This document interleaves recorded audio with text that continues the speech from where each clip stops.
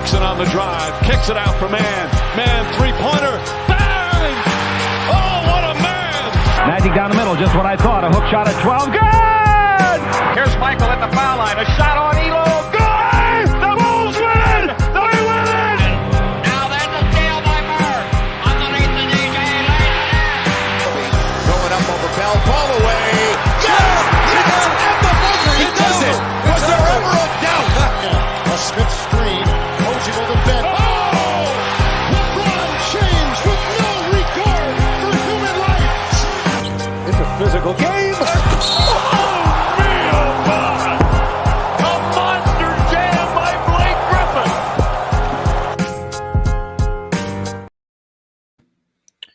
What's going on, guys? Welcome to a special trade deadline episode of Dime Dropper. Before we get started, please make sure to subscribe on YouTube at Dime Dropper. Follow me on Twitter and Instagram at Dime Dropper Pod, TikTok if you've got it. And you already know this is available on Spotify and Apple Podcasts as well. Thank you for everybody joining me late night. I'm sorry it's so late. I just came back from the Pepperdine game. Shout out to Pepperdine. Big win over BYU. 2 wins in a row after a big losing streak. So shout out to them Waves. And everybody in the live. So this is the way I'm going to do it.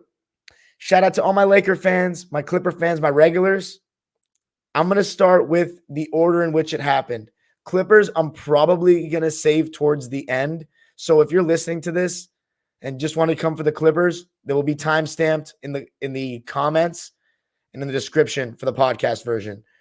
So let's get right into it. The reason why I'm saying Clippers last is because I got a lot to say about it, obviously, and especially certain guys on the way out. But I'm just going to start off by reading, I'm going to go through Woj's Twitter and do it that way chronologically. Today is what? February 9th? So yesterday, I couldn't believe it, man. My socks got blown off. And if you're watching the YouTube version, you can see behind me I'm on the Lakers court for a reason. Rob Pelinka, after all the slander he's received, and you know what? Granted, this season, he has not assembled a good team. You can obviously talk about the Russ trade, but in my opinion, from everything we've heard, that was a player-pushed move for the most part.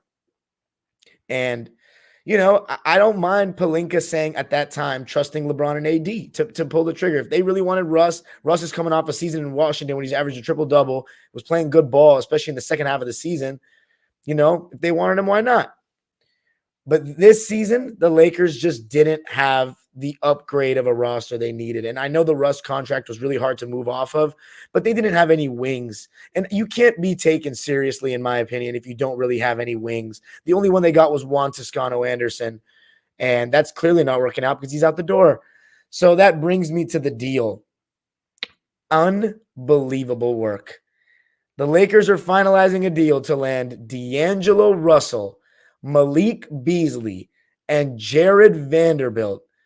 Mike Conley and picks go to the Minnesota Timberwolves, Russell Westbrook, and a lightly protected 2027 Laker first-round pick to Utah. Only one. Remember, the Lakers have been stingy with 2 first-round picks. Juan Toscano-Anderson and Damian Jones to Utah, Nickeil Alexander-Walker to Minnesota.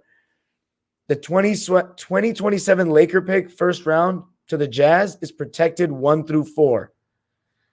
So if it lands 1 through 4, Lakers can keep it. So where should we start? Should we start with the Lakers side? I mean, this is a LA sports channel, so we might as well. I keep repeating myself, but I can't fucking believe Rob Pelinka just pulled this fleece. This is the most ridiculous Laker trade, in my opinion, since Gasol. It won't have the results of Pau Gasol, 3 straight championship appearances, but they took away. I mean, Russell Westbrook's fit was just awful. We don't need to go in depth about it. It was an awful fit. Russ and LeBron, it just wasn't it. And they both, LeBron should have either known better about Russ's inability to play off the ball, and Russ should have just, I feel like he just didn't really get it, and he didn't understand that if it wasn't Russ ball, he just didn't seem happy. I will say he was professional about certain things, but I also think he was just – I'm a big Russ fan, so I'm not going to go any further than that. I'm just going to say it was a bad fit and leave it at simply. But it was clearly a cloud hanging over him, and I think he's going to be relieved to go. We'll just see where he lands next. And I know the rumors and what everyone's thinking in the chat and listening to this right now. We'll address it at the end. But Russell Westbrook's Laker tenure comes to an end after a year and a half. It was an absolute disaster and by far the worst tenure of Russell Westbrook's career. But bringing in, and Juan Toscano-Anderson and Damian Jones weren't really playing like that. You're bringing in three things that immediately fulfill every single need. You get a third guy in D'Angelo Russell.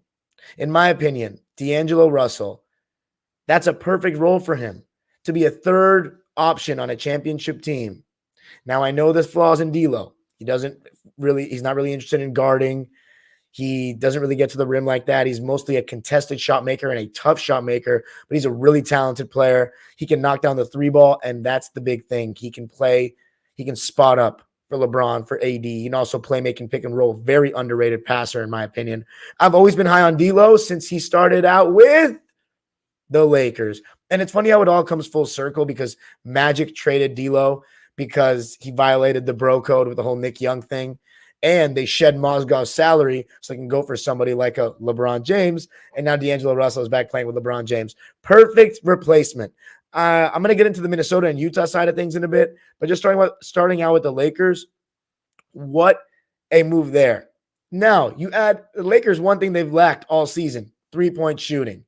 You bring in Malik Beasley, who's a certified sniper, in my opinion. Can hit the three ball. Guys can run him off the line. He can pull up for the mid-range. He's athletic. And then the best part of the deal, in my opinion, Jared Vanderbilt. Every team has been wanting Jared Vanderbilt. A 6'9" or 6'10", I don't even know what he's listed at, wing that guards first options, is an improving three-point shooter, and is athletic as shit. That's what, fuck.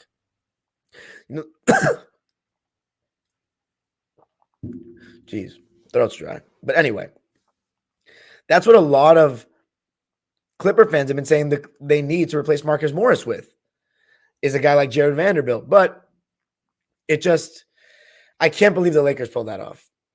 They get rid of Russell Westbrook, Juan Toscano-Anderson, 1 first-round pick, and Damian Jones for D'Lo, Jared Vanderbilt, that's now going to guard first options. That's what the Lakers needed, a wing that guarded first options. You now have, what's it called? D'Angelo Russell, Rui Hachimura, Jared Vanderbilt, and Malik Beasley, and you give up Westbrook, Kendrick Nunn, a couple of second-round picks, and a first-rounder, and Juan Toscano-Anderson and Damian Jones. Absolute fleece. And now when we look back at Rob Pelinka's tenure as Laker manager, a GM, it looks a little different now, doesn't it? Just by that one move, because think about it this way. 2019-20, built a championship team. 2020-2021, yeah, he may have made some questionable moves, but at the end of the day, that team had a chance to win the West if they were healthy, and they just had a bunch of injuries. They were playing good ball when they were healthy. And then 2022, the Russ trade, as I said, I put that more on LeBron and AD personally. And then this season, yes, he was poor this season, but he did it. He made a big move. Now the question is it too little too late for them? I mean, I don't think it is, because the Jazz, giving up Jared Vanderbilt and Malik Beasley are showing they're trying to go full tank. They're trying to go in the lottery and get a nice pick. They're not going to make the plan unless Lauri Markkanen and J.C. Jordan Clarkson go absolutely nuclear.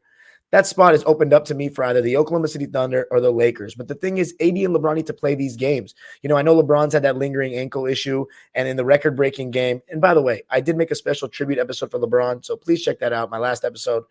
But LeBron didn't finish the game.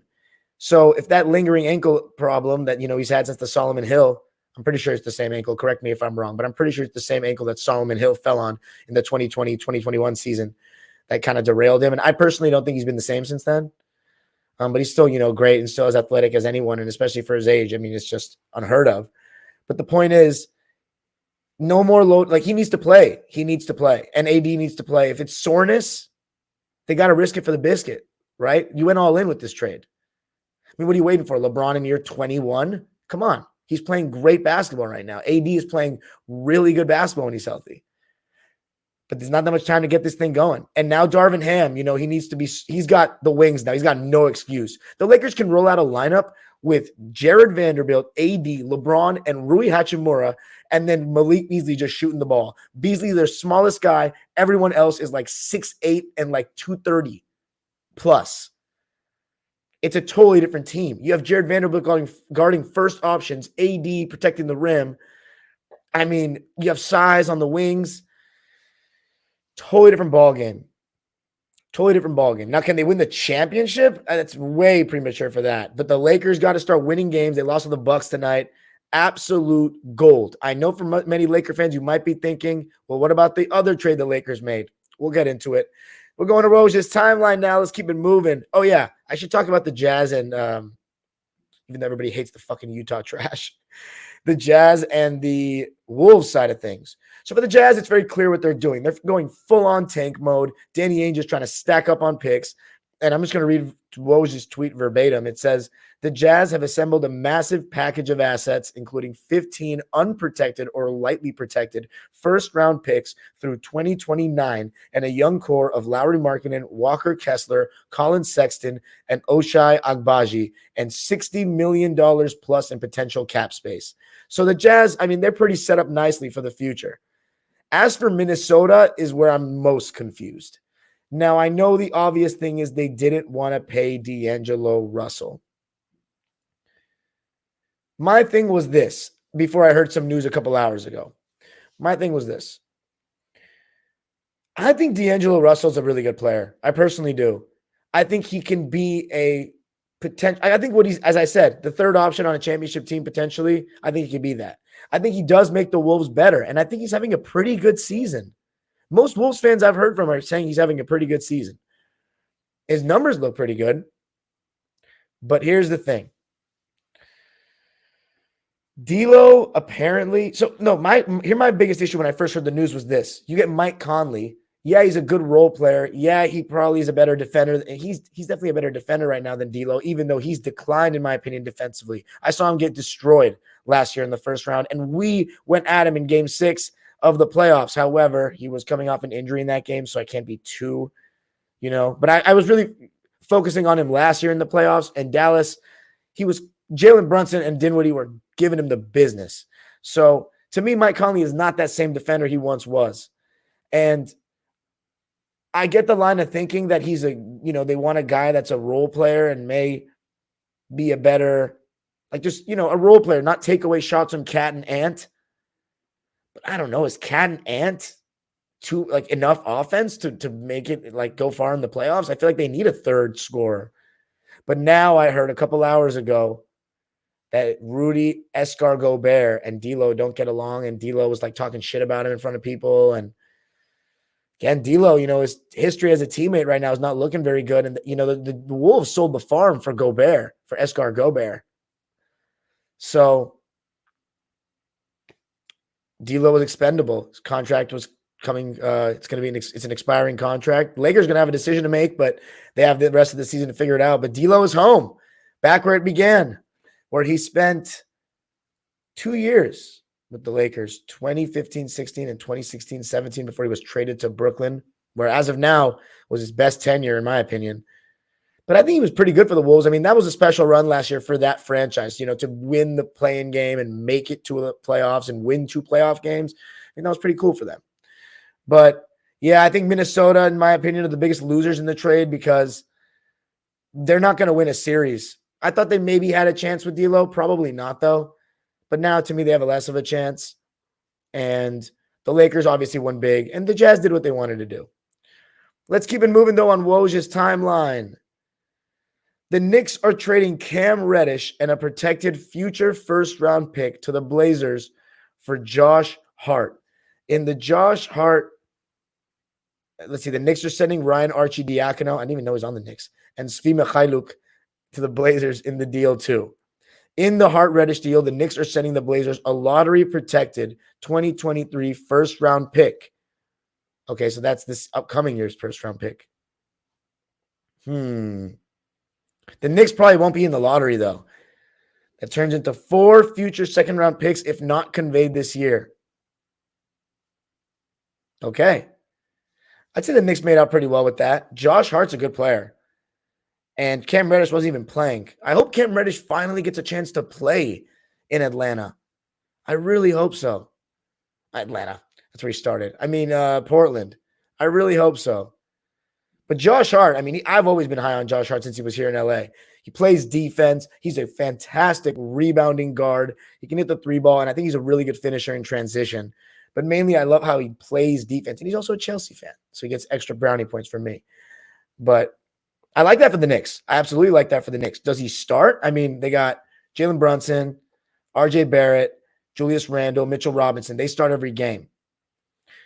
I think they started Quentin Grimes against us. So I would start Josh Hart. Yeah. Gets right in there. Why not? Why not? Knicks fans comment if I'm wrong on that one. So sending the Blazers a lottery-protected 2023 first-round pick.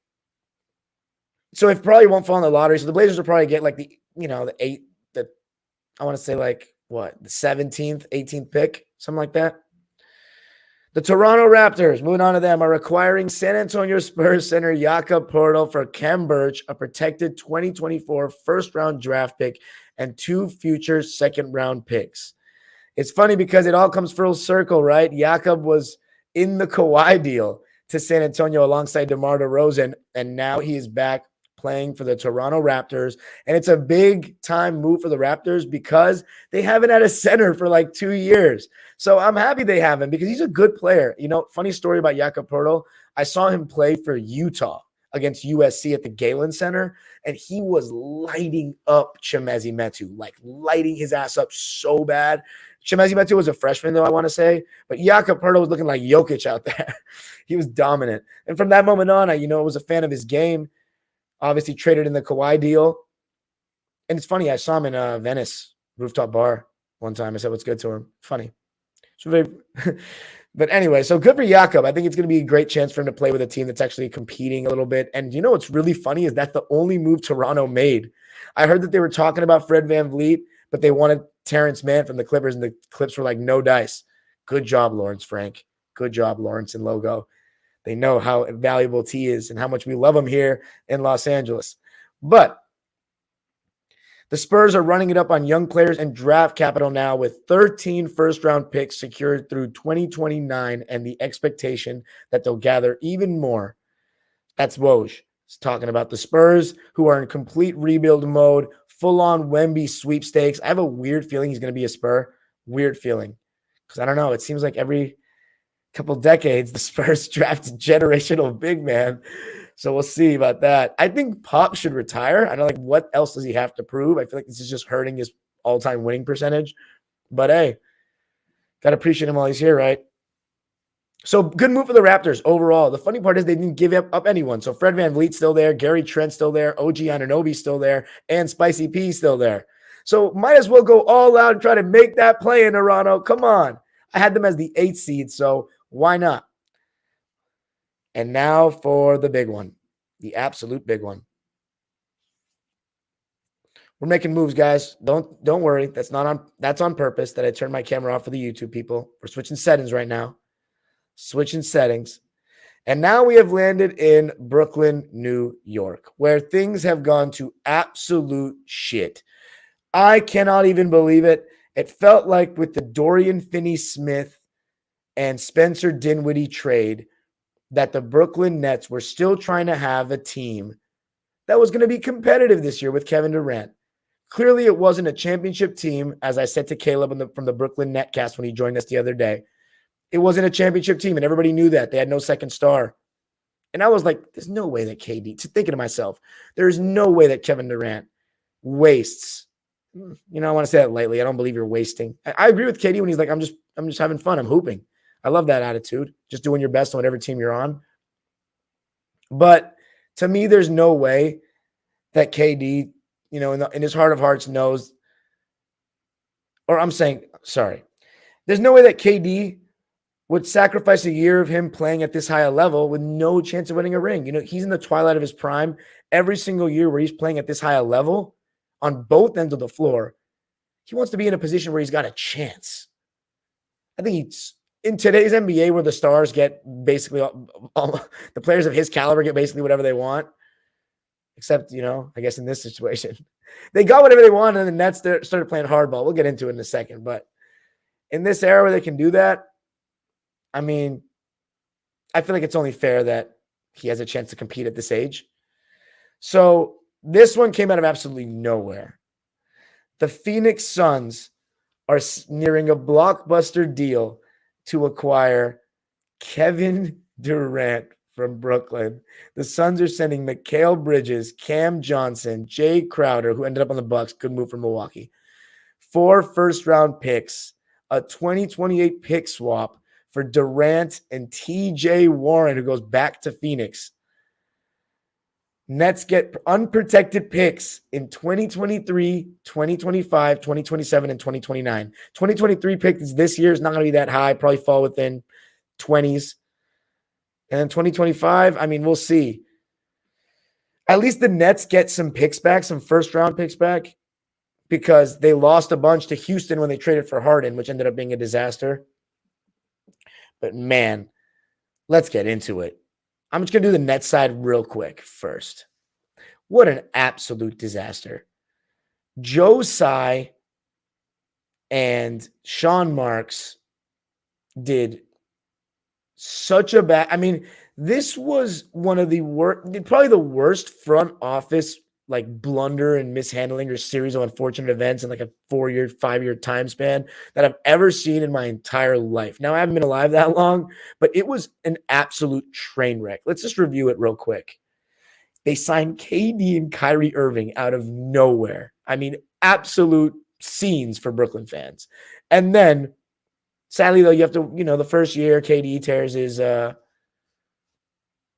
he's already coming off a torn Achilles, doesn't play the first year.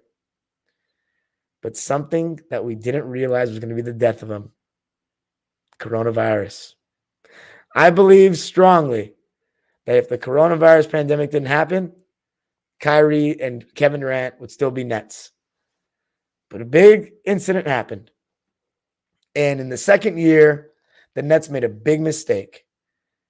After seeing the Lakers win a championship with 2 stars and great role players, they went for broke. Now, I don't know how much of it was KD, how much of it was just them going out and getting him. But in my opinion, giving up Harden was a mistake. Not because it was a terrible fit on the court, but because they gave up their entire future plus Jared Allen for him. And the funny part is they almost got lucky enough to win. They could have won. But I also have to mention that Kyrie Irving randomly disappeared on multiple occasions last season when it was strict COVID rules still, and was just being irresponsible and just would randomly leave and be in focus groups. And it just didn't seem like his number one priority at that time was being serious about getting regular season wins and building that continuity. But the Nets almost still did it. And then 2022, the vaccination situation. We've already talked about it so much, but Kyrie doesn't play. The Nets don't let him be a part-timer, and then all of a sudden let him play. It's just insane. And then Harden doesn't like the whole situation. He saw the writing on the wall. It's crazy because I have to give James Harden props for that now. And I'm not a James Harden fan at all, as you know. But he was right. He saw the writing on the wall, and he got out of that shit show when he could. And he's in a better spot now with Morey, his boy. And Philadelphia has, obviously a much better chance of winning the chip now than Brooklyn. But I also think that James Harden would have never left if it wasn't for the Kyrie Irving situation. And I think Kevin Durant also, to me, to just kind of Kyrie's going to do Kai and I'm just going to do my thing. To me, KD's just too cool for school. He's not hungry enough to win rings, to do it the hard way to me. But here's the thing, that I think KD work ethic-wise in his own craft is top notch. I hear what people say and I respect his talent, but to me, he's just not a galvanizer. The fact that he tweets about what does even a leader mean? I understand there's lead by example, guys, but the fact that you're even asking that question, to me, if you ask Magic Johnson or LeBron James, Larry Bird, Kareem, Bill Russell, Kobe, these kind of people, what a leader is, they would actually be able to actually have a description. Kevin Durant, To me, if it was those guys I just named, they would have said, Kyrie, you're already getting vaccinated, bro. Or like, I'm gonna ask them to trade you because like I'm not fucking around. Like I'm trying to win this ring. And it was just it blew up in their face. It blew up in their face last season when they got swept. And then everybody's trying to use Nash as the scapegoat. And look, Nash wasn't a very good coach, but who wanted Nash? People say, oh, he was Mark's friend. I know he was Mark's friend. But KD did not like Kenny Atkinson. It was very clear and well reported. And I have people, multiple sources that I know that confirmed to me that Kyrie Irving and Kevin Durant met with Nash. One of them said he flew him out on a private jet. Other one said he had food with him. They had dinner with him. They fuck with Steve. They want it. And when Kyrie Irving says we don't need a coach, it could be Kevin on a given night. It could be me on a given night. That tells you everything about them in that moment of time. They didn't want to be, they wanted to do their thing. And Brooklyn gave them everything and then started playing hardball. And they didn't want to pay Kyrie Irving because of all the shit I just said. And KD's like, man, fuck this. Requested a trade in the summer. Then they got him to buy in because nobody wanted him. And then now they trade Kyrie and then KD's like out of there. I mean, it's just a circus. It's an absolute circus. Now the Nets, they're not going to get a star for a while and they're going to be in the mud. But here's the thing. Not only did they get 4 picks back, Mikal Bridges is a good player. Dorian Finney-Smith is a good player. Nick Claxton is a good player. Spencer Dinwiddie is a good player. Now, who their best player is, I don't know, Mikal Bridges. But here's the thing. We saw Cam Thomas against the Clippers the other night. That's a special young man, special young basketball player. Nick Claxton, one of the best defenders in the league. Now you got Mikal Bridges, also one of the best defenders in the league, and Dorian Finney-Smith. So as far as this season, I think they still be able to maintain play-in status. I don't think they'll make the playoffs outright top 6 seeds, but they're going to make the play-in, and you never know. They get hot. Cam Thomas, Spencer Dinwiddie, and they have 2 guys that guard first options in Mikal Bridges and Dorian Finney-Smith.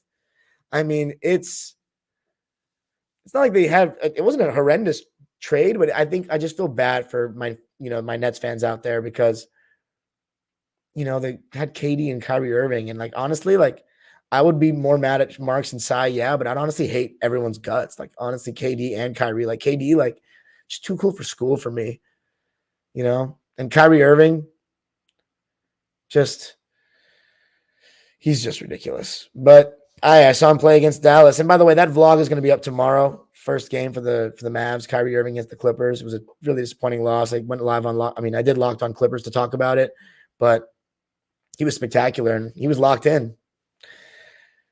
Is that all I got on the Nets? Yeah. Suns. Holy fuck. Kevin Durant on the Suns. On the Suns. So KD, he was on the Oklahoma City Thunder. I'm sorry, he was on the Sonics for 1 year. On the Oklahoma City Thunder for 8 years. On the Golden State Warriors for 3. And on the Nets for 3.5, but he didn't play that first year. So really, it was only 2.5. 2.5 years was nothing. He didn't even play there as long as Golden State, but he was technically there longer. So funny. Now he's a Phoenix Sun. I can't even imagine Kevin Durant wearing a Suns jersey. That's insane to me. Kevin Durant, Devin Booker, Chris Paul, and DeAndre Ayton are all on the same team. That is ridiculous. 4 guys that can go out there and give you 20 points on any given night. You got one of the best players in the league now. Devin Booker is now your second option. Are you fucking kidding me? Chris Paul is the 3rd best player for like the first time in his life. I can't speak on his life, but his NBA career, he's never been the 3rd best player. And DeAndre Ayton, you could argue maybe Ayton in 2023 is better than CP, but in the playoffs, I just trust Chris Paul because he's experienced. But DeAndre Ayton is a hell of a player too. 4-star caliber players on one team. And 2 players that I consider, I definitely think Devin Booker's top 15. I think Devin Booker's like 9th or 10th best player in the league, but I'm really high on Devin Booker. But he's definitely top 15 to me, like without question. Kevin Durant is undoubtedly top 10, top 7. So the Suns, I have said on many occasions, I thought their window was shut. I thought their window was closed shut. Now, oh man, that shit they broke that window. That shit is wide open now. Now all the pressure's on the Suns. But they don't got that much time. 3 times has this happened, a big star trade. Big star. I don't consider 2019 Marc Gasol this level. and it's won a championship, trade deadline stuff. Mark Aguirre, 1989 Detroit Pistons, traded for Adrian Dantley.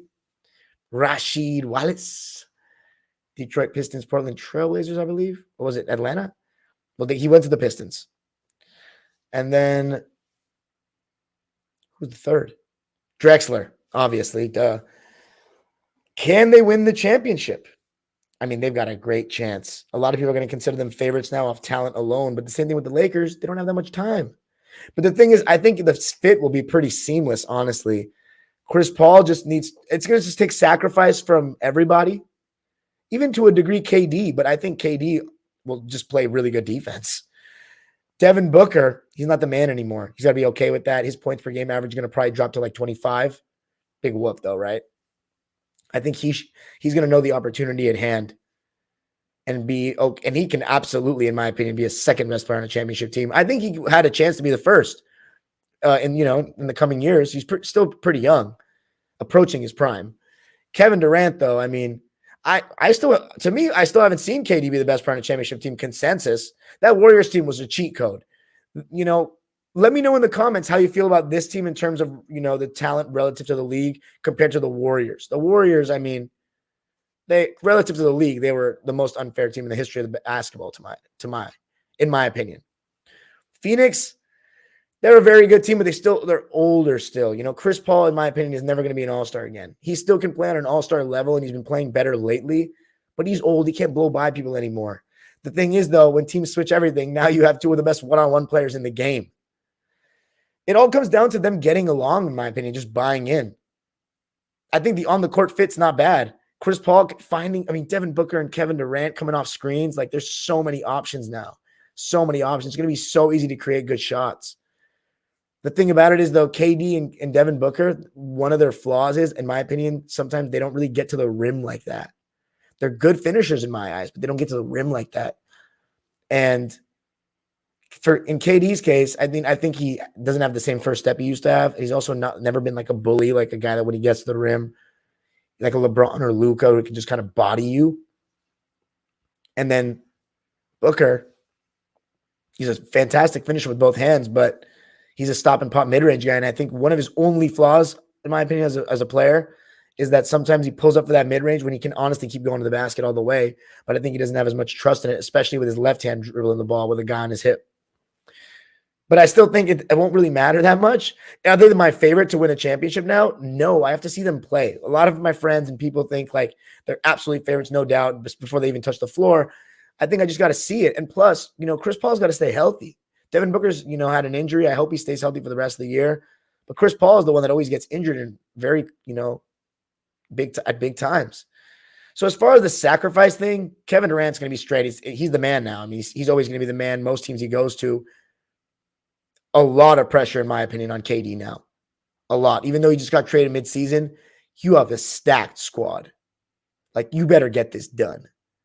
And I think this would be a legit, looking at it, championship in a respectable way, leading the team. Devin Booker is a pretty amazing second option, though. Are you kidding me? D-Book, though, it kind of sucks because I wonder how he feels. I wonder if he wanted to be the man. Or if he even cares, because the thing is this, the Suns have never won a championship. At the end of the day, he was the one drafted there. So he'll always be the most loved player there. But he's going to have to sacrifice in order to win this ring. He's going to have to sacrifice some shots, some touches, some plays drawn up for him. He probably won't be getting the last shot of games anymore. But Kevin, he's got to accept that. And he may end up with a championship and make history for Phoenix. That's the crazy part too is, I wanted to see KD challenge to get the Nets their first ring. And now he still has a chance to get a franchise's first ring. Phoenix, the franchise, in my opinion, besides the Clippers, that is most hungry for a ring. And, it's going to be must-see TV. I'm probably going to be watching all their games when KD plays. I'm going to be watching all of them. And I'm really tempted to watch all of Kyrie's games, the Mavs too. So I'm probably going to be adding a little more content to Dime Dropper as this season winds down. It's must-see TV now. Insane though. KD's played for 4 teams now. Are you kidding me, dude? Ugh. I know it's different times now, but it's just still so whack. You better win a championship, bro. For real. If it doesn't happen this year, you got to win it next year. And Chris Paul, by the way, In my opinion, he also needs to sacrifice touches and pick and rolls. Okay, at the end of the game, you know what he needs to do? He needs to go 2011 kid. Play good D, be a smart floor general, that vocal presence, that leadership, that you know who to get the ball to in whichever time. But you need to just share the wealth. You need to keep everybody happy. That's what I think Chris Paul needs to really do. Sometimes he wears on guys, and I don't think his relationship with Ayton is very good. From the outside looking in, I don't feel like it is. Now, I think Chris Paul needs to realize, man, he's not going to be having so much pick and roll spammage in the fourth quarter all the time. He needs to knock down his open shots, attack closeouts, and occasionally still have pick and rolls and run them. Kill teams in the mid-range. But when teams switch everything, pass the ball and spot up, fool. If Chris Paul does not win a championship here, my goodness, dude, I don't even know what to say. This is a much better team than Jason Kidd had when he was older. And he's still very good, Chris Paul, in my opinion. First time he's ever been a third option. I always said I would love Chris Paul and KD to play together and Chris Paul to be the second option to KD's number one. But now he's the third. And Ayton, he's the one I'm most worried about because of all the talks, that he was unhappy and all that. I don't think the Suns do a good enough job of empowering Ayton, of letting him dominate, letting him be a beast, letting him really develop to be his future star. They go away from him as the game goes on. At least they have in previous years. I haven't really watched them much this season. And I think Ayton wants to feel like a star. And I think he has the potential to be one. And now he's like the third scoring option. But I don't know how many shots he's going to be getting. And we'll see how happy he is. But again, the Suns need to come together and realize what a special opportunity they have to win a championship for Phoenix and make history for the Valley. And in my opinion, the biggest thing is they lost their best wing defenders. Or, 3-and-D guys, Cam Johnson, Mikal Bridges. Torrey Craig has a big role now. Big role. Shout out to the super chat and all the people in the chat. I will read your comments in due time. KD played for 5 teams, says June 28, July. Sonics, Thunder, Warriors, Nets, and Suns. But yes, this, Sonics and Thunder, he didn't move franchises, so I give him a pass. And I appreciate the donation as always, June 28, July. Shout out to everybody. Super chats are turned on if you want to drop $1 or a dime. Also, let me know if my connection's coming in well. I know I've had some problems with StreamYard lately. Is my connection laggy or anything, or is it straight? Let me know in the comment, please, right now in the chat. But yeah, insane win for Phoenix. You lose 4 first-round picks. You basically throw your future for this, but you open that window back up, and KD's got a couple of good years left, and now he plays with Chris Paul and Devin Booker. I mean, come on. You got to do this. If it means giving up Mikal Bridges, who I'm sure was loved in Phoenix, and I saw his pinned tweet. It was, I want to be a Sun forever or something, and it was kind of sad to see that. He tweeted, oh my God. Oh man, I feel bad for the guy. The Nets got 2 good young players, man, with Cam Johnson and Mikal. Oh man, the Suns. The thing is, I don't know how long Chris Paul's going to be on this team either. They got to win it this year, man. They really got to win this. I can't wait to see them play. I fucking hate them though. Oh my God, I want them to lose so badly. Fuck them. Shout out to my Suns fans though. Anything else to say about them? Anything else to say about this trade? TJ Warren, too. That's some good bench help. TJ Warren, Dario Saric. It's going to be about guarding first options. And you know what the thing is? Having 4 guys that can score and create shots. Now KD and Devin Booker, Chris Paul can go harder on defense. If they all buy in defensively, could be curtains for the rest. We'll see. Oh my God, these Photoshop pictures of KD in a Suns jersey are just insane. All right, the Lakers trading Thomas Bryant to the Denver Nuggets for Davon Reed and 3 second-round picks. So the Nuggets, they've lacked a backup center this year. That's a good move for them to get Thomas Bryant. Now, for Nuggets fans, if I have any, which I don't think I have, he can't really guard in the pick and roll. Doesn't really get off the ground like that. And you know what? He actually has the occasional block, but he doesn't really have great timing. He doesn't seem to deter shots around the rim. And he's not great with his feet either. But offensively, I like him. Occasional post move. Not great, though, but fantastic in the pick and pop. Can really shoot the shit out of the ball for his size. So, good move. He's a good backup big. Absolutely. And sources were saying that he was unhappy about, his lack of minutes when AD came back. As for the Lakers, it's not that bad a loss because guess what? I got hoes. They got Mo Bamber for Pat Bev. So weak-ass Lakers. Pat Bev. Now it's weak-ass Magic. Your ass got shipped to Siberia, to Disney, brother. Pat Bev, man. He only lasted half a season as a Laker. Laker fans are going to probably continue to hate him, and it's gold. You'll always be a Clipper, brother. You'll always be a Clipper. And now it's fun because I don't know if I'm rooting for him anymore, but we'll see where he goes. He's going to play for the Magic. Think about Pat Bev is. He's such a, like, don't matter. Now I'm a Magic guy going all out. Like, I love that about him. But the Lakers get rid of another guard, which is fantastic. Now they have way more wings, way more size. Like, they just win so big here. And now Mo Bamba is going to be in a little bit of a spotlight as a backup big. But the way they can go small, the Lakers with Rui, with Jared Vanderbilt, it's amazing. The Sixers, underrated move of this deadline. The Sixers are getting Jalen McDaniels for Matisse Thybulle and multiple second-round picks. The Blazers are routing Svi Mykhailiuk to Charlotte. So the Sixers just got Jalen McDaniels. There is never enough room for guys that fucking guard and have athleticism and can also hit the open three. Philadelphia has such a good team, in my opinion. And honestly, he might replace PJ Tucker in that starting lineup because PJ Tucker has been a non-factor offensively in so many games. 76ers have everything laid out for them to make it to the championship. Like, no fucking excuses. But Glenn Rivers and plumber Jim Harden will find a way to screw it up. I just hope Embiid can stay healthy so we can at least see him, like, not have any excuses made for him. Because he always gets hurt and then he just doesn't play well anymore. Settles for jumpers. Big win for Philly, though.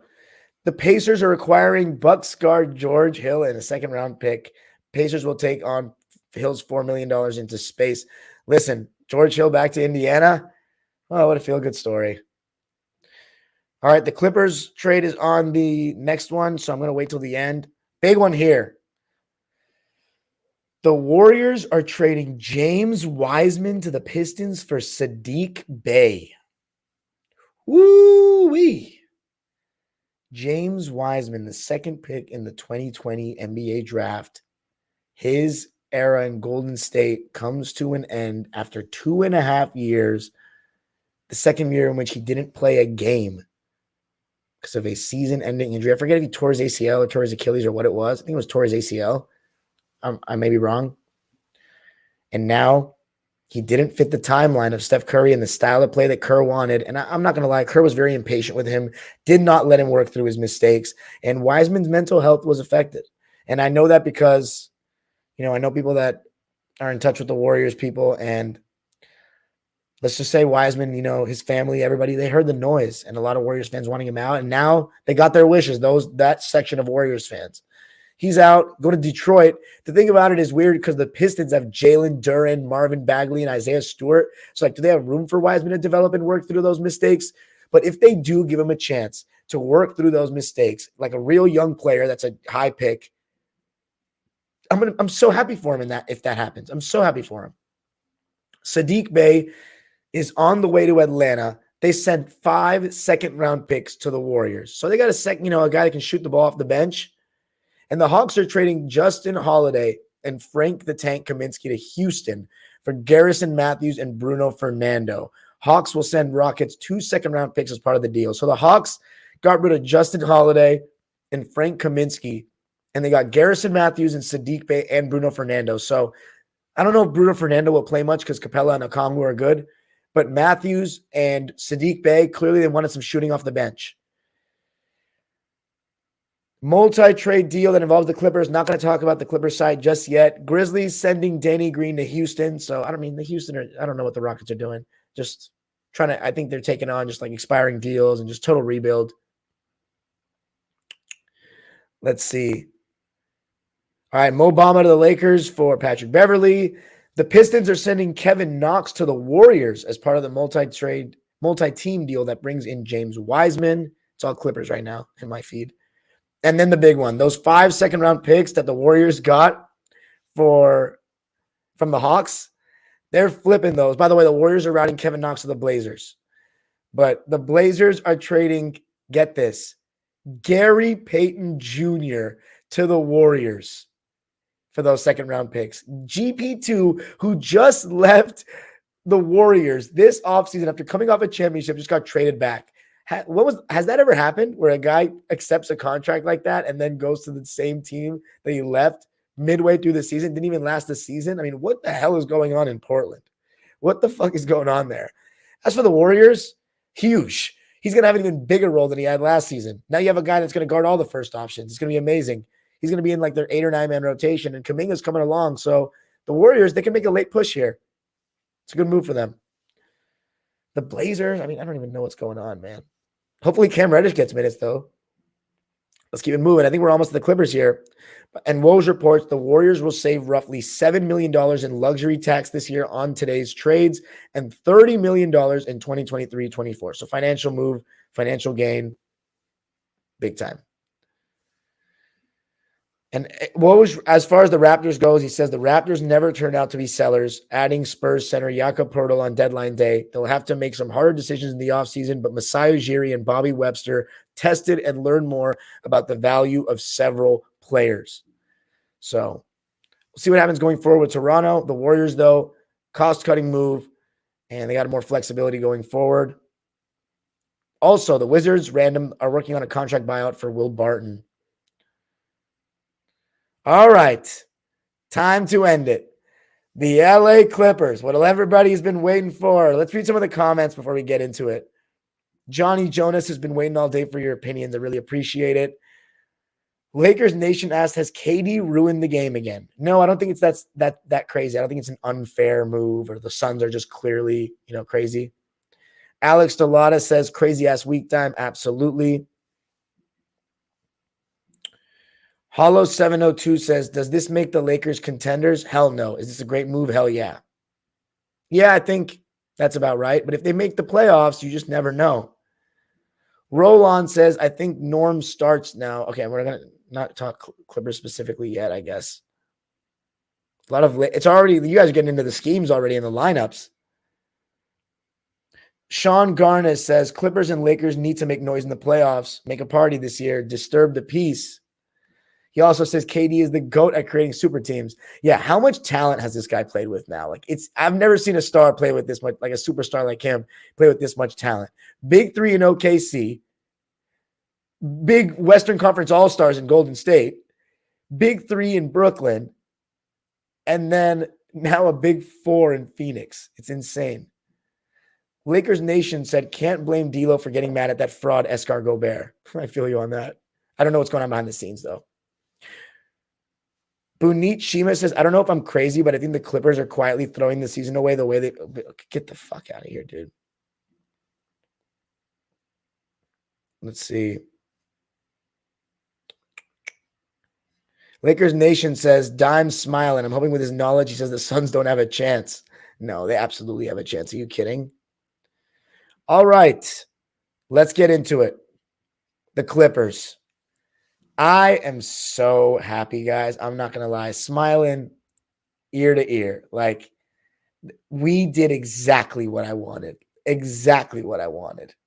I mean, almost exactly what I wanted. I would have liked if Senior got traded as well, which is sad. I feel like I hate talking like that because I love Senior and I appreciate everything he's done. But I said we needed to get rid of Reggie and Senior. By the way, shout out to the super chat. It says, I want to know how many NBA 75 players KD's played with. Russell Westbrook, James Harden. Right? That's it. And Chris Paul now. Yeah, 3. Anyway. Oh, Stephen Curry as well. What am I saying? So that's 4. Anyway. Where was I? The Clippers. Big time winners. Huge in my opinion. I didn't think we needed to make a big move. I thought we needed to make small trades. And we made those small trades. And one of the big things was losing Reggie Jackson. Now, before I'm going to end with talking about giving him all his flowers because he deserves a fucking bouquet and more.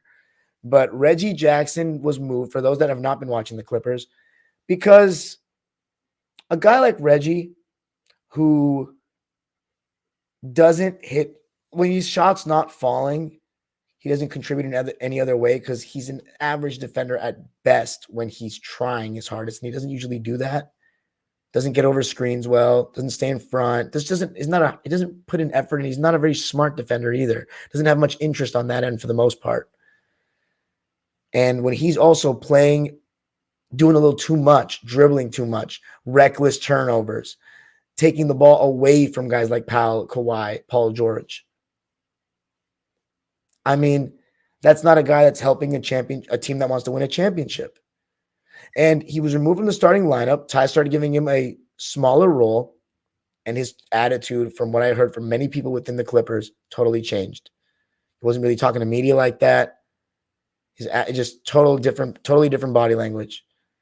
And, it's crazy because for all the great things I'm going to say about Reggie's attitude, Robert Covington has been slighted all season long. And he's been sitting there still smiling, still clapping, and being a pro.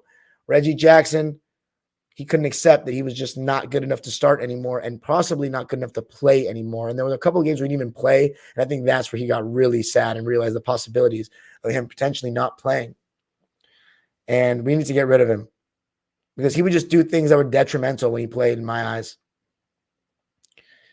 And then let's talk about who the Clippers brought in. First trade that we made, Busy Bones Highland. Now, I know what you may be thinking. You're talking about guys that don't affect the game when their shot's not falling, and you got Busy Bones Highland, and that's exactly why the Nuggets traded him. Yes, but here's the thing about Busy Bones. He is an absolute firecracker off the bench. I watched this guy go absolutely bonkers in Game 4 of the playoffs last year against the Warriors, go nuts off the bench. Can he guard? No. Does he seem to have much interest in guarding? Not really. Will he be that effective when a shot's not falling? No. Does it make sense that the Clippers went for a guy who wanted a bigger role, allegedly, for a team that's competing for a championship and is coming to a team that is also competing for a championship? I have no idea. It doesn't really make sense in that way. And by the way, the Clippers will send the Nuggets 2024 and 2025 second-round picks, so who cares? In my opinion, a win, though, for the Clippers, because here's the thing. We got younger. If we're going to get a Reggie Jackson kind of player, we got a younger one who's more talented, and this is the main thing, so much faster off the fucking bounce. He can get to the rim. He puts on rim pressure. He's electric. But in my opinion, his minutes are not going to be that consistent. I don't know if they can be. And that's where can he be a pro? I heard he was really best. He was not professional. He walked off the bench, went to the locker room and just left the Nuggets bench. And he was having problems with Jamal Murray. And Jamal Murray subtweeted about him, talking about you can't talk about stuff without putting the work in. It was a whole shit show. And it's funny because I was reading some Nuggets fans' comments tonight. And a lot of them are sad. Some of them are understanding, but they're sad. They know the talent of this guy. Clippers just got a good young player. And, oh, man, I think he's going to do some crazy things. But the thing is, Ty Lue, with the moves I'm also going to talk about in a second, he still has a team with 11 good players on it. And the next move, this one kind of hurt. I can't lie. And I'm still going to talk about Reggie, by the way. Don't think I'm not. This one really hurt.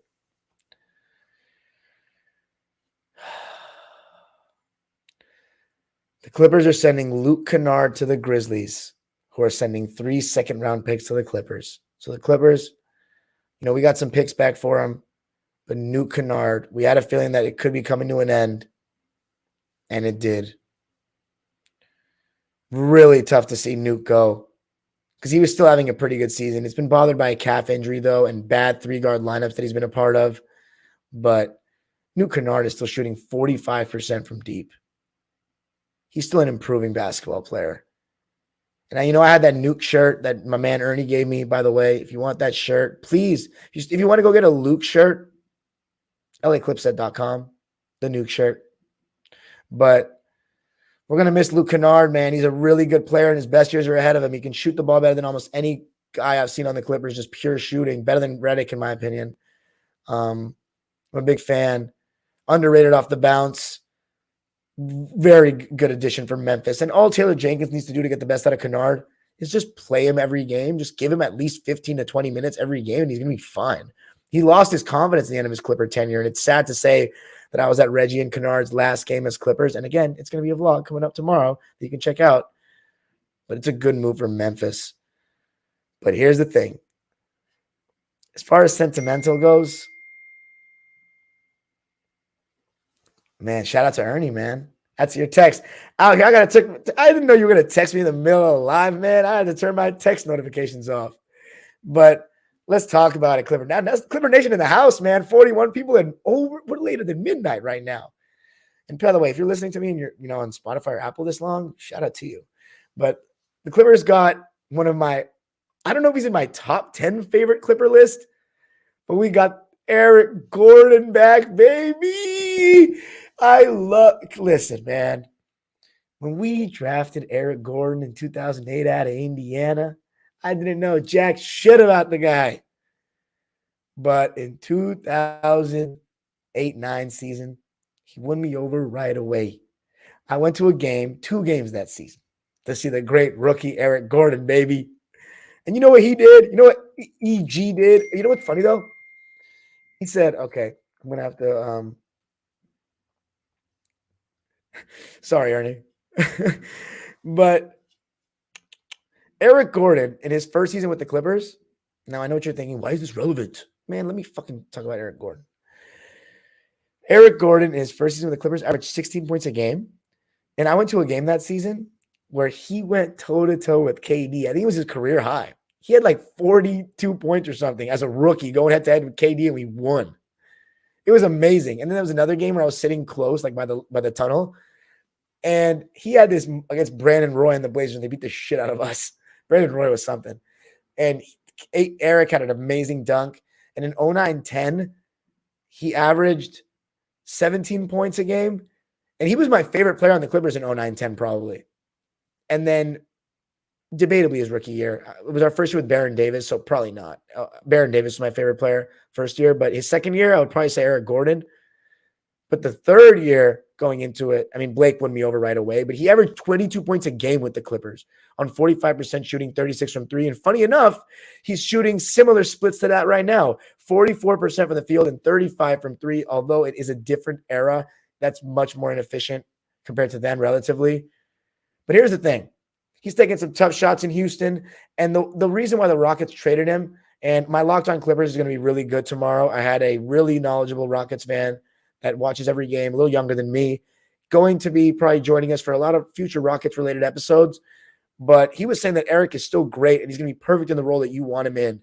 And what he was saying was that the only reason why we wanted to trade him is because Steven Silas was like acting like he was our star player when we're trying to develop these young guys. And you know what's funny is we played against him this season. The vlog, Paul George game winner, you can check it out.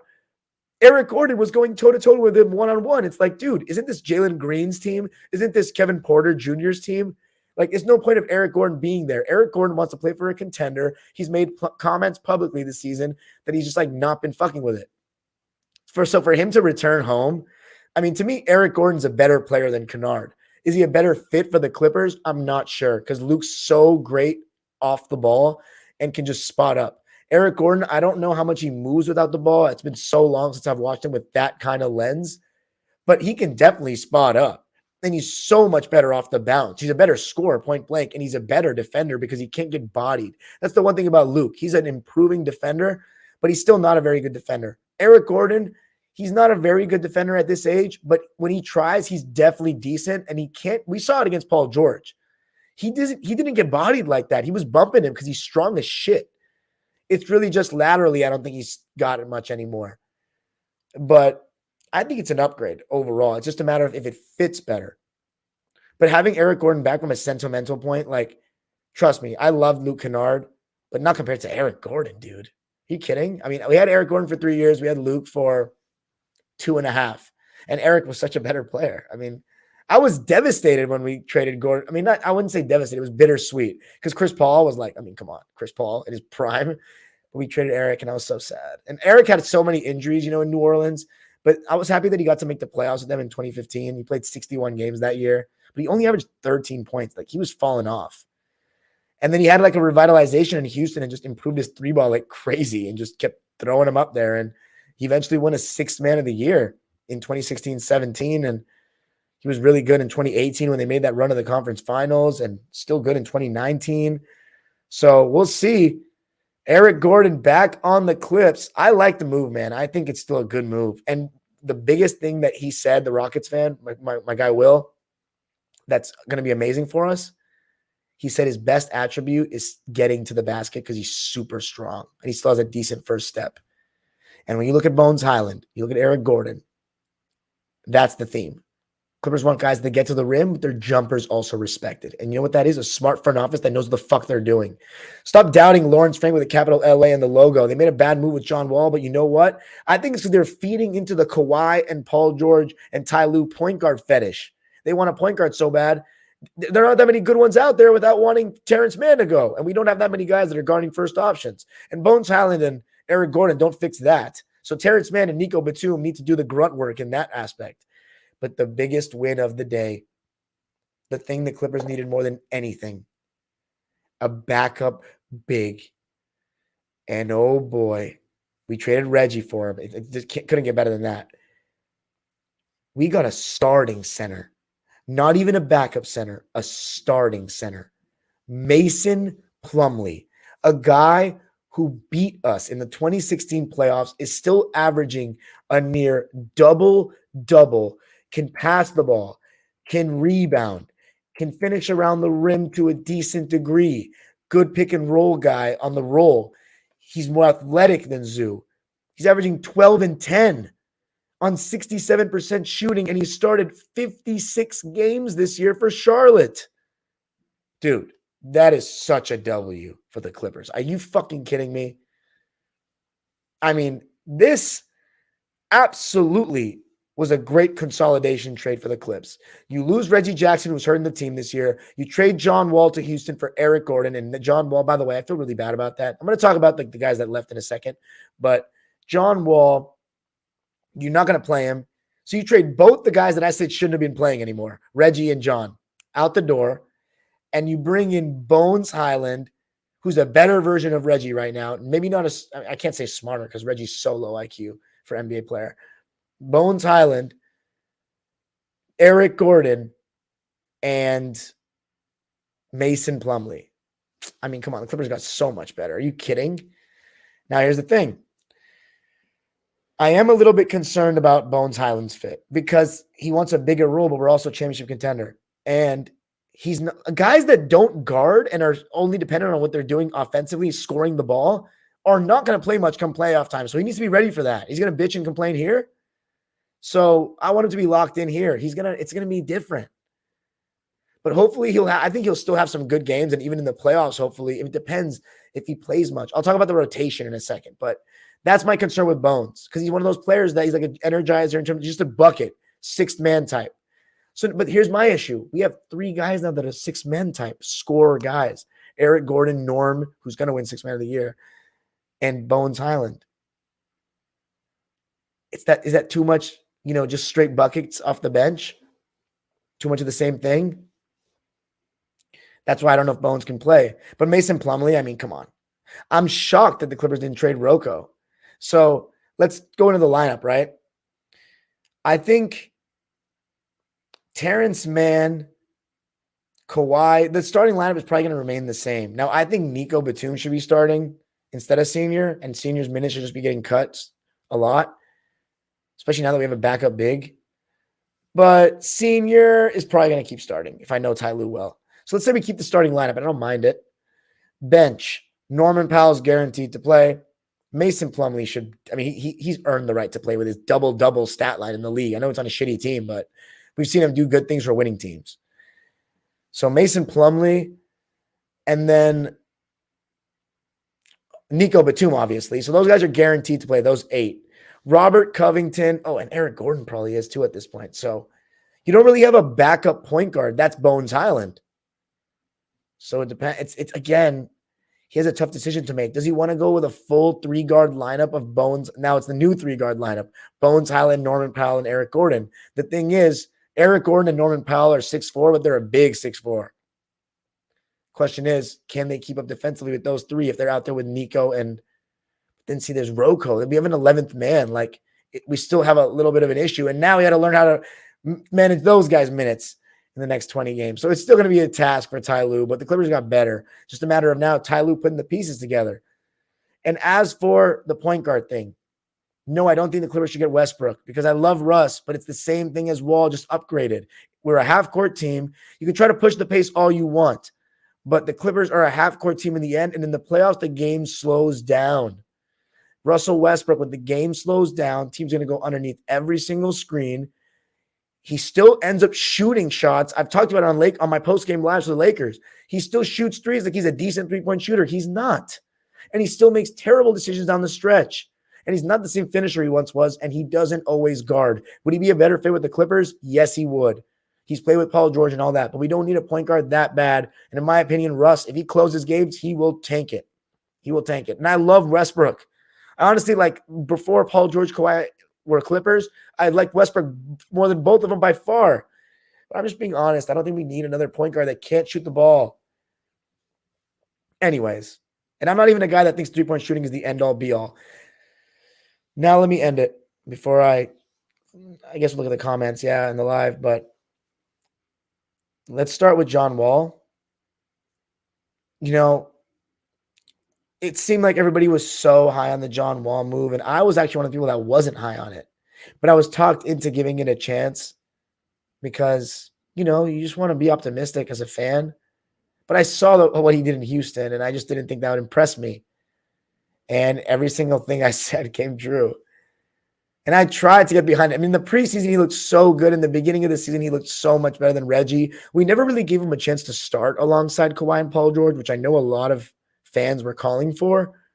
But it just didn't really work out. And I heard that he wasn't happy with his role. He wanted to start. I think he expected he was going to win the starting role over Reggie because I do think he is a better player than Reggie. And he wanted to play alongside Paul George and Kawhi. He didn't get that, and I heard he wasn't, the best to be around at that time. But he followed me on Twitter. He liked a couple of my tweets. I've always been a John Wall fan. I was wearing his shirt today, and before I heard the news he got traded.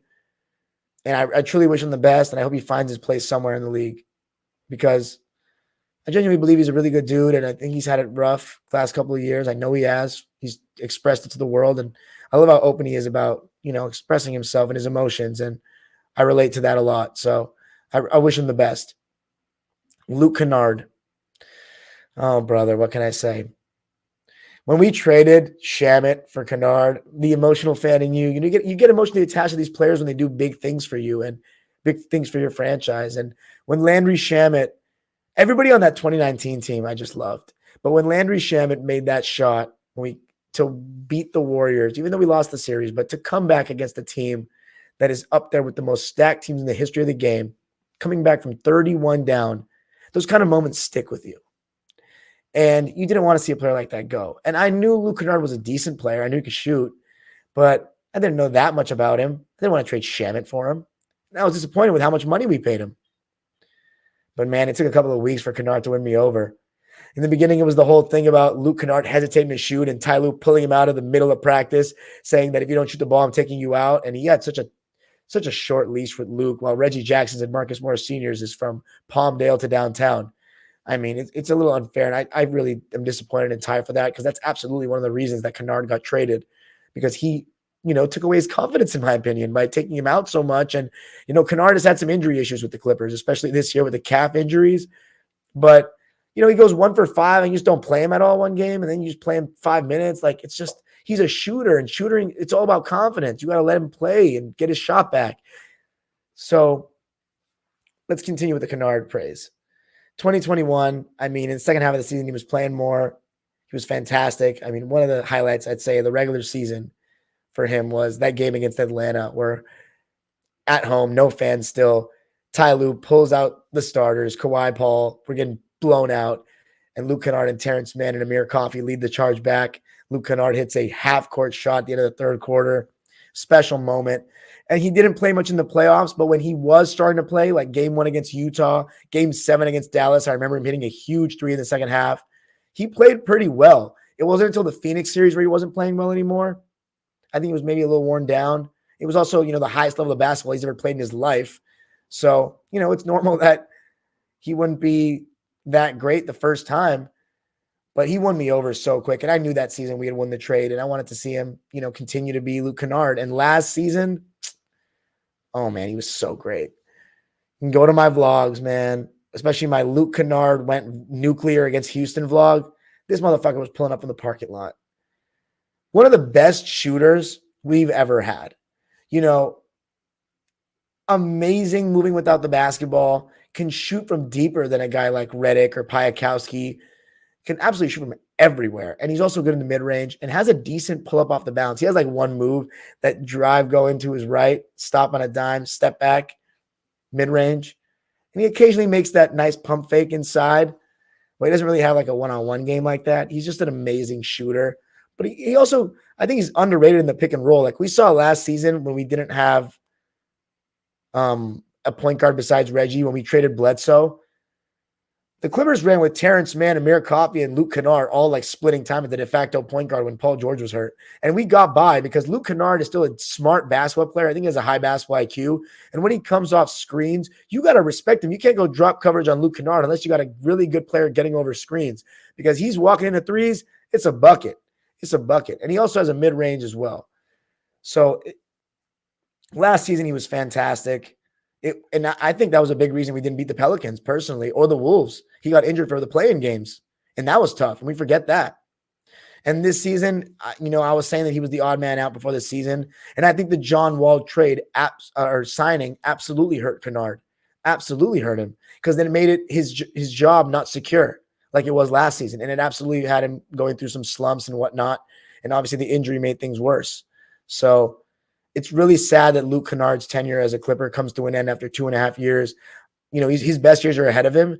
And I loved watching that guy shoot the ball. It literally felt like he would not miss. Like every time he shot the ball, I thought it would go in. And there are very few players that I felt that way about as a Clipper. Maybe, I don't know if I've ever felt that way about a Clipper.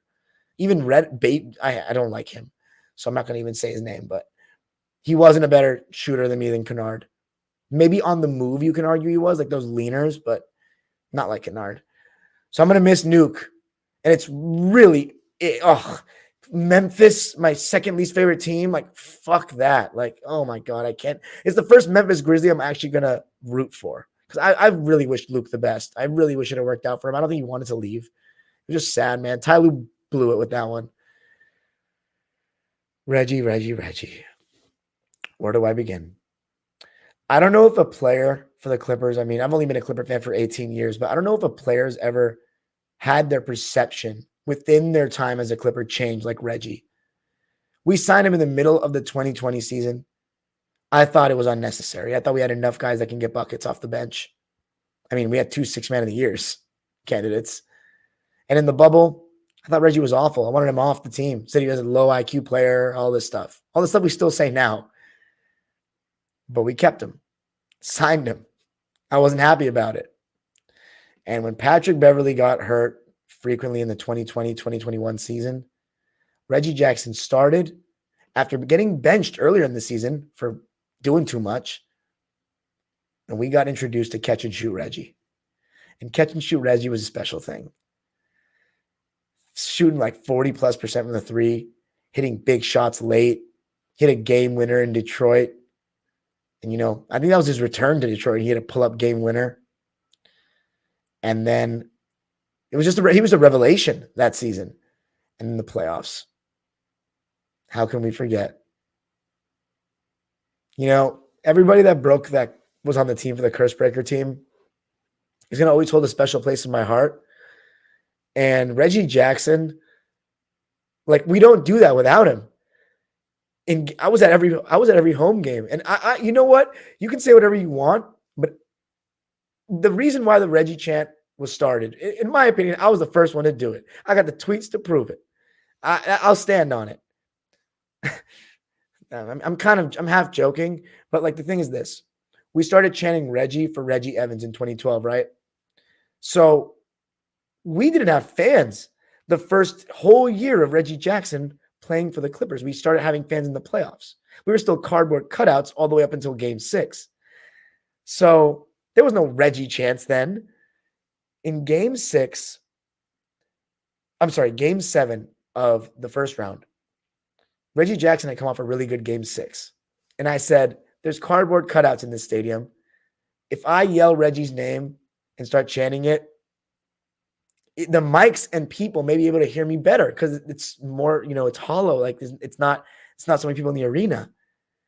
And I started doing it and I tweeted. I remember I said, I started doing it on the first free throw. Nobody did it with me. And I remember the next time he went to the line, some other people started doing it. And then everybody on TV heard it. And then the second round, we started doing it again. And in game 6, we started doing it again. And then the conference finals, everybody started doing it. And then it was just stuck. And then Clippers Spencer, Batum Battalion, and that lady with the Reggie Vision goggles started doing it every game in 207 all of last season.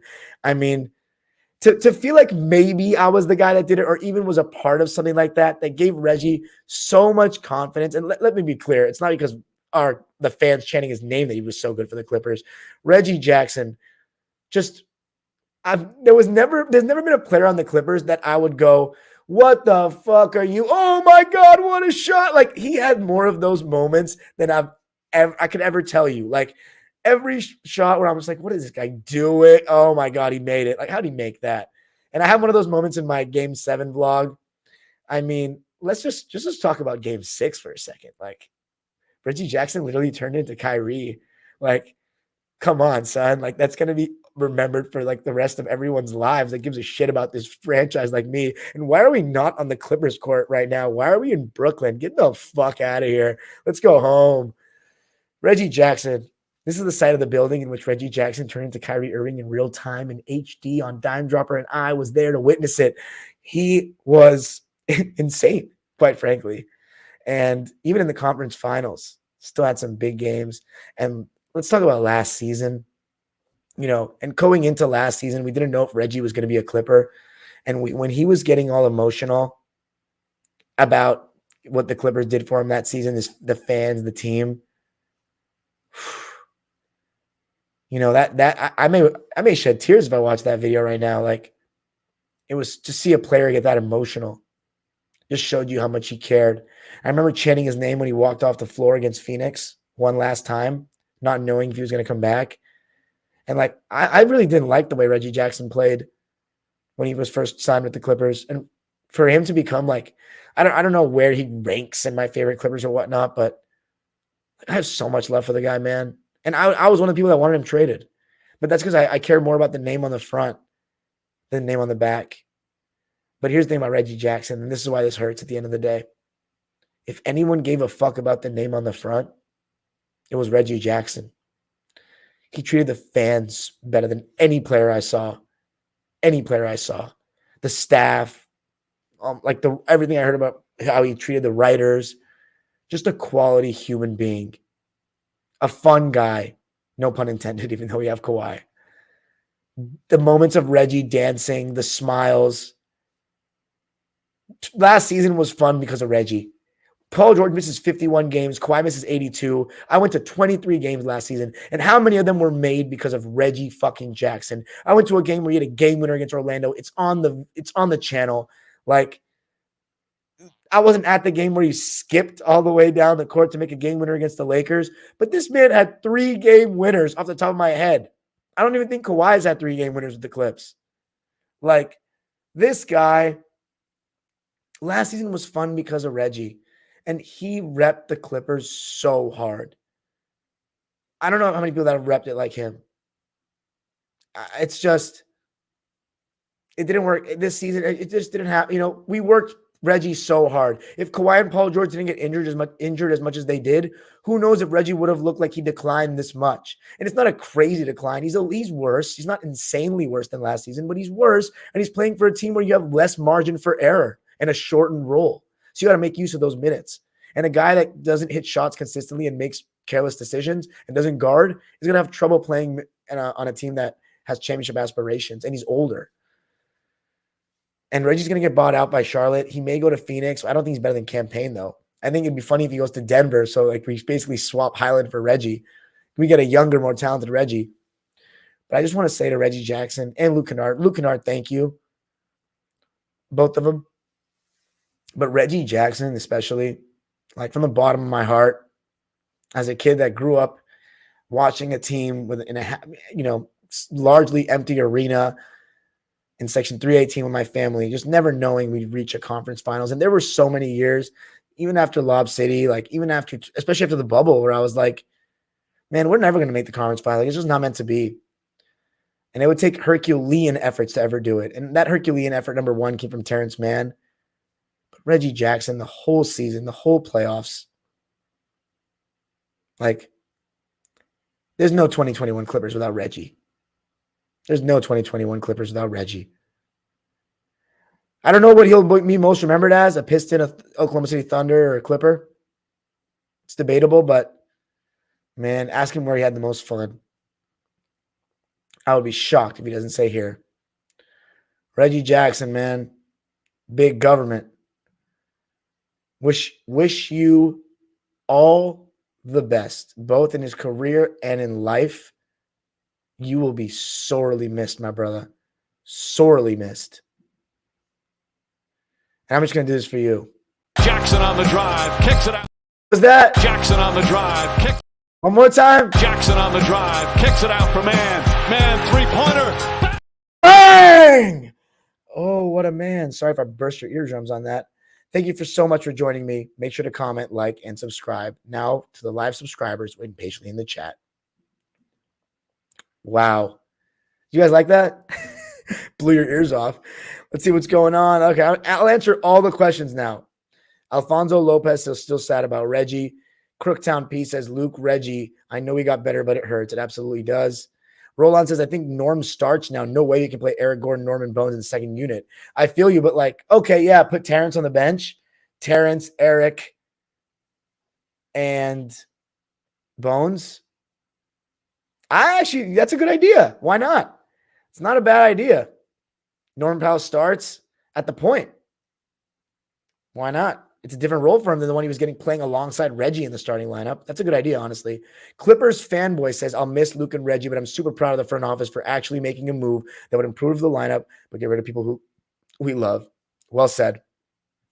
Two Savs, I'm going to miss Reggie. Facts, me too. Alex Delauder. I mean, very few players were as fun to go watch play live than Reggie, and I saw him play so many times. Chanted his name so many times. Guys, go binge watch some vlogs. Come on. I'm gonna have to do that.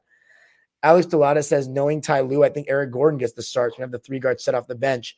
But here's the thing. Terrence Mann is not really a guard to me. He guards wings. So, like, if Eric starts, we don't really have a play. I think Norman Powell is a better ball handler. At least I think. Sean, I already answered that comment. I answered that. Sean Garnes says the Clippers seem to be pacing themselves to be ready to go full throttle in the playoffs with a polished bench. I trust Ty's philosophy to work in the end if healthy. Bad loss versus the Mavs, though. Okay. Yeah, it was a bad loss versus the Mavs. Remy says, I was hoping we could pull it off with the squad we had. Really want to see that group win a chip with Reggie, Nuke, and even John after what he's been through. Yeah, but they just weren't good enough, were they? Shit happens. Sean Garner says, Pop does need to retire, but he might need to coach for his health, honestly. His wife died not too long ago. Oh, interesting. Keep him occupied. I already answered the Westbrook question. Laker Nation says, Nets have a very fun squad. The Assassin King says, Lakers. Yeah, I already talked about Mo Bamba. Hanika says, hello. By the way, I haven't seen Mo Bamba play like that, so because I don't want the magic. So, like, I know he's a good, like, he shoots the ball and shit, but he's like, I don't know. We'll see how good he is. Nathan Cruz says, I miss Reggie and Luke already. Daniel Berry Sports Highlight says, yo, Kennard, Reggie gone, Bryant, Pat Bev gone. Clippers got better with Plumlee, Eric Gordon, and Highland. Phoenix Plays Z says, the Suns are the best team in the West now. My West contenders, assuming health, the Suns, Clippers, Nuggets, that's it. No Warriors? Kevin Durant says, Suns, 2023 champs. Fakers, Bamba, and Reed. Warriors got Bay and GP2. Phoenix Plays Z says, the Lakers don't move me. D'Lo is a legitimate locker room cancer. Oh. D'Lo Vando Beasley, says Kevin Durant. Yes. Phoenix Plays Z says, they won't win a championship with LeBron playing like Trae Young on defense. Also, AD being washed again. What the fuck? Kevin Rand says, Flippers getting Westbrook? No. Phoenix Plays Z says, I don't see the Highland dude thing. Dude was inefficient with the greatest passing big ever, not to mention that he's Trae Young level on defense. What were the shooting splits? Let's see. Owned McKinney? 40%. Yeah, that's pretty bad. 38% from three, though. What's his true shooting? Free throw percentage is 86. Bro, his true shooting can't be that bad, can it? He's shooting 38% from deep. And he shoots 6 threes a game, bro. He shoots most of his shots as threes. Ugh, he's a chucker. But here, he's exciting, though. Tyler's going to have a short leash with him. That's the thing. That's why I'm confused at why he wants this move. He does say Plumlee's good as a backup 5. I like the little handoffs he does. Chris H says, hopefully Bones being 22 develops his interior scoring and starts defending. We'll see about that. Defending is you got to want to do it. Daniel Berry Sports Highlight says, yo, F. Thomas Bryant.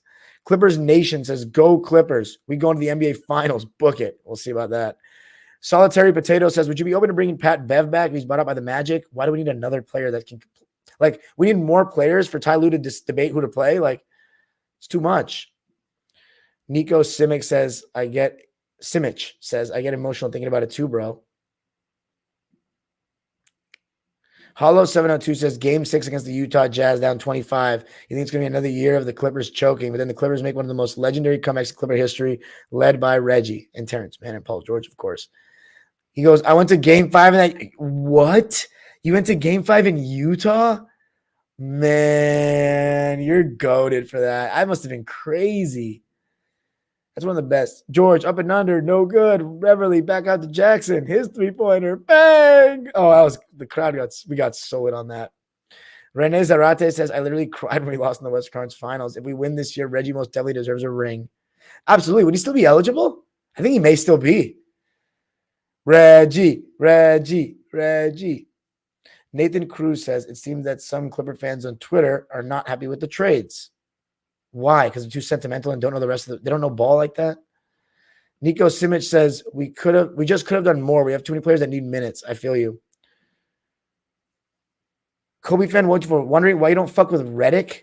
Okay, you want me to list all the reasons I don't fuck with him? First of all, I didn't like him as a player because he would always fuck up in the playoffs after the 2014 playoffs. Like, you look at why the last 3 games we choked against Houston, he was a big reason why. His job was to make shots. And in 2017, he got played off the floor by Joe Ingles. He couldn't guard, and he couldn't make a shot because he had one fucking play floppy that he came off those screens going to his right. He had nothing else. And let me tell you this about Redick, baby dick. He knows the modern NBA really well, but his comments on the history of the game are incredibly misinformed. And he always takes a dig at the game in the past. I think he's maybe been around too many like old people that detract from the modern game because he feels like he needs to clap back at them. But it's very forced and it comes off very bitchy. Like, first when he irked me, first he said everybody today could play back in the day, but only stars could play now or some shit like that. Oh my goodness. Don't even get me started. Like, the rules are so different. Like it's just, I don't even need to. If you want to watch what I think of eras and stuff, look at, is the NBA getting better and better? I would change some things from that video, but go check it out. Overall, it sums up what I think about that debate. But that's a bullshit statement, by the way. That's a bullshit statement. Anyway, also, then I remember I was watching him and Chris Bosh on his podcast, and Bosh was saying how much he respects Bill Russell. And he had to say, he only played against 18. Like, he always takes his shots. He always pokes at Bill Russell, the 8. Like, that shit lacks a lot of context, that 8-team shit. They never mentioned that Bill Russell won a championship with 14 teams. They always go with the lowest to try to discredit him. And then he said the Plumbers thing on TV. I already didn't like that. He said the Plumbers thing on TV, and he was like, yeah, Ish Smith would kill Bob Cousy. Yeah, if Ish Smith's getting to carry the ball and Bob Cousy has to dribble like that. Yeah, but Bob Cousy was a better basketball player in a team setting. Like, he looked better in a game. Ish Smith has a wider crossover and he's shifty. Dude, Cousy, I couldn't imagine what his handle would look like if he was allowed to dribble like that. But even then, within the confines of the rules, he had the ball on a string. So, JJ's, he always takes a shot at the past, and it's just like, it's absurd. He's just another LeBron apologist in the media. And to say the plum, I lost all respect for him when he made that comment. Because you don't say that about the people that built the foundation of the game. And plus, it's also another misinformed comment. Because when you say that about Cousy, he only played against part-time workers and shit in the 50s.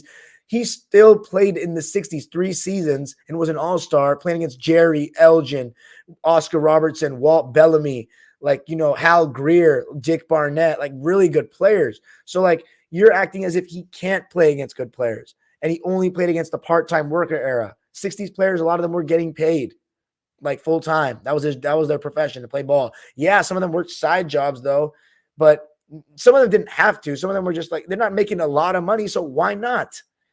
You know, if you can use, like, a lot of them ran basketball camps. That's a job that people do now.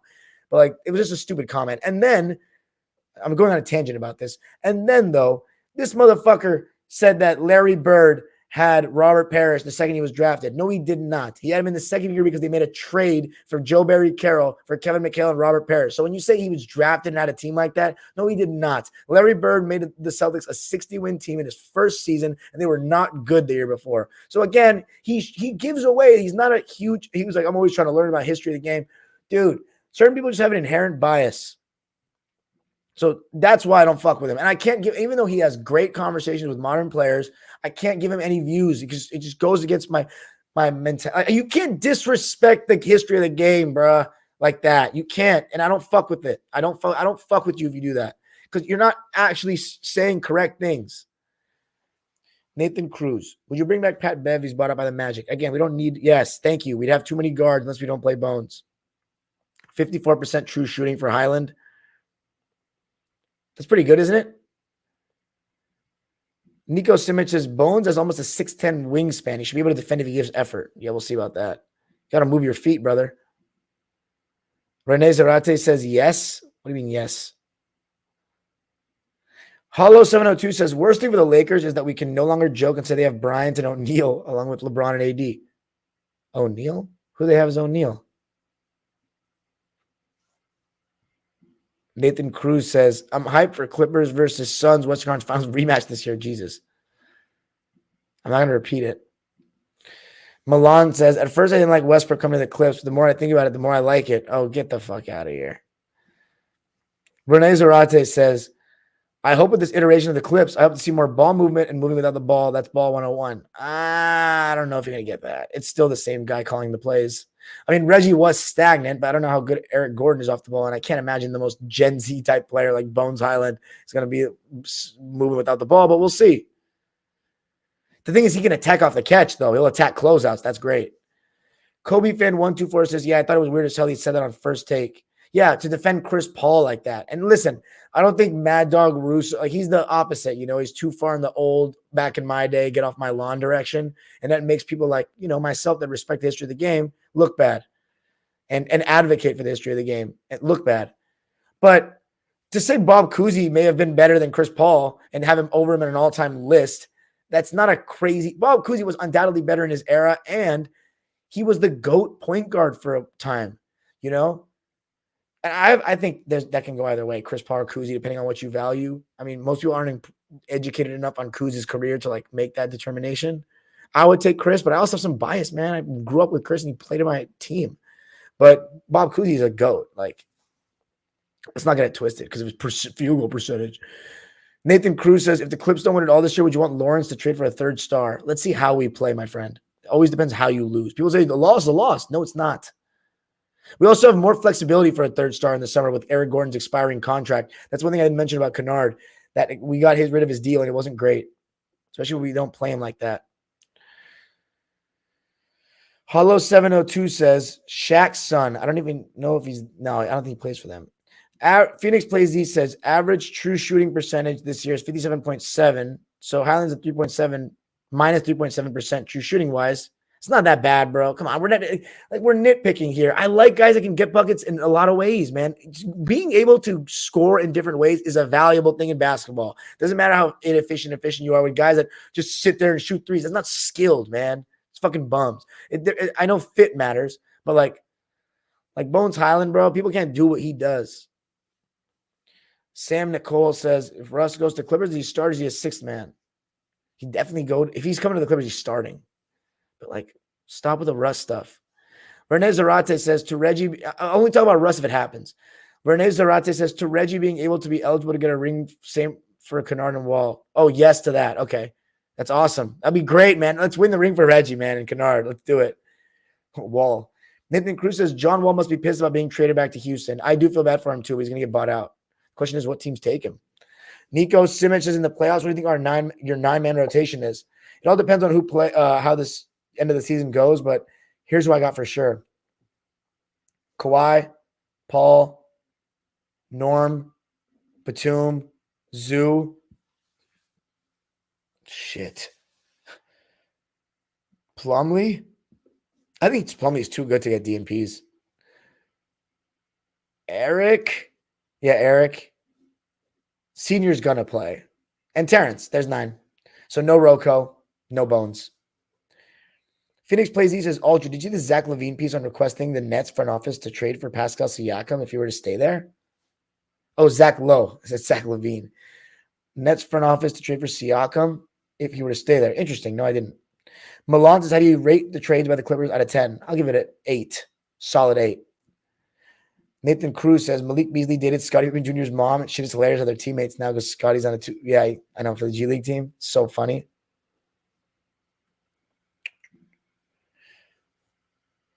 Hollow 702 says, I think the league is hella balanced this year, so the KD thing isn't as bad as 2016 because there's genuine threats to the Suns. Well, bro, let me ask you this. If that Warriors team was playing now, you think there'd be threats? Because I don't. They were so nice, dude. Such an amazing fit. Ooh, these shirts that Ernie was sending me are hard. Norms. That's pretty funny, honestly. I have to cop one. I'm so low on money right now, dude, honestly. All right, guys. Everything else? Nico Simmons, what else do you think the Clippers are missing? I mean, a good point guard would be nice, but, like, it's not out there. Phoenix Plays E says, as soon as the portal trade went down, the Nets knew it was over. Oh, I feel you. Milan says, top 3 teams in the West and East. East, it's Boston, Philly, and Milwaukee. That didn't change. And then the West, Denver is 100% in there. You got to say Phoenix with the talent they have. And then either the Clippers or the Grizzlies. Warriors. I still just can't count them out. Nathan Cruz says, I read an article saying that the Clips had a deal in line with the Heat for Lowry, but they didn't go through because Pat Riley was asleep. Thank God for the Godfather and his napping. Thank God. I love that man. Hello 702 says, I think they'd be a threat, but not a no one can stop us threat. They wouldn't be unfair. The Warriors? Bro, who's fucking with the Warriors? 2017? 2018? Phoenix Plays, he says Suns, Clippers, and Denver. Grizzlies are still frauds. Feel you. Anything else, gentlemen? 36 people. That was really, really good live tonight, guys. Make sure to comment, please, when this video is over. Please. Please, for the algorithms. We need them. Good night. See you later.